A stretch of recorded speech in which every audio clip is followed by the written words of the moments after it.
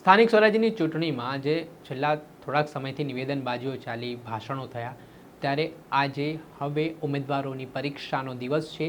જનતા ઉમેદવારોની પરીક્ષા કરવાની છે અને 28 તારીખે એ ઉમેદવારો જનતાની પરીક્ષામાં પાસ થાય છે કે ફેલ તે રિઝલ્ટ આવવાનું છે.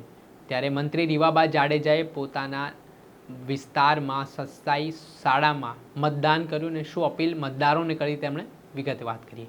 વૈષ્ણવજન તો તેને કહીએ જે પીડ પરાઈ જાનાને રે. દર્શક મિત્રો, નવજીવન ન્યૂઝમાં આપનું સ્વાગત છે. સ્થાનિક સ્વરાજ્યની ચૂંટણીને લઈને આજે ગુજરાતના અલગ અલગ જિલ્લાઓમાં તાલુકા પંચાયત, જિલ્લા પંચાયત, નગરપાલિકા અને મહાનગરપાલિકાની ચૂંટણીઓને લઈને મતદાન ચાલી રહ્યું છે. ખરાખરીનો જંગ જોવા મળી રહ્યો છે. કેટલાક જિલ્લાઓમાં કાંટાની ટક્કર રાજકીય પક્ષોમાં મનાઈ રહી છે.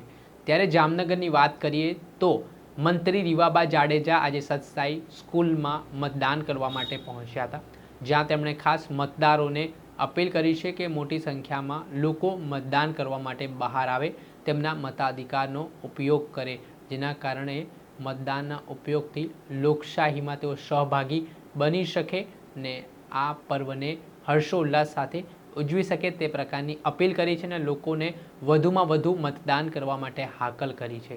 સાંભળો પહેલા મંત્રી રીવાબા જાડેજાને.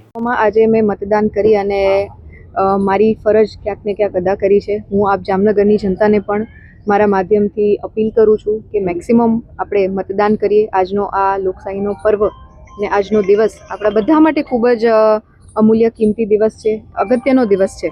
સાથે સાથે હું જિલ્લા વહીવટીતંત્ર, પોલીસ પ્રશાસન અને ચૂંટણી પંચનો પણ આભાર માનું છું કે જે પ્રકારની વ્યવસ્થા જામનગર જિલ્લા અને મહાનગરમાં ક્યાંક એમના માધ્યમથી સુચારુ રૂપે ચાલી રહી છે, ત્યારે એમના પ્રયત્નો દ્વારા પણ શાંતિપૂર્વક મતદાન જ્યારે આપણા મહાનગરમાં ચાલી રહ્યું હોય ત્યારે યુવા વર્ગને, માતૃશક્તિને અને વડીલોને હૃદયપૂર્વકની અપીલ, વિનંતી કે આજનો દિવસ આપણા બધા માટે ખૂબ જ અગત્યનો દિવસ છે.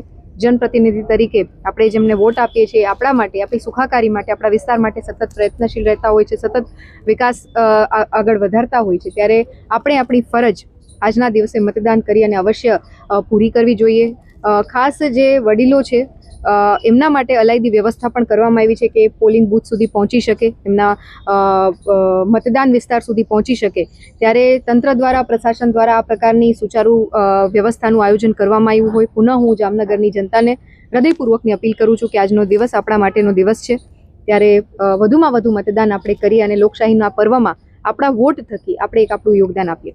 આપણે સાંભળ્યા હતા જામનગરના નેતા અને મંત્રી રીવાબા જાડેજા. આજે તેમણે મતદાન કર્યા બાદ ખાસ સૂચનો મતદારોને કર્યા છે ને ફર્સ્ટ ટાઈમ વોટરોને લઈને પણ તેમણે વાત કરી છે.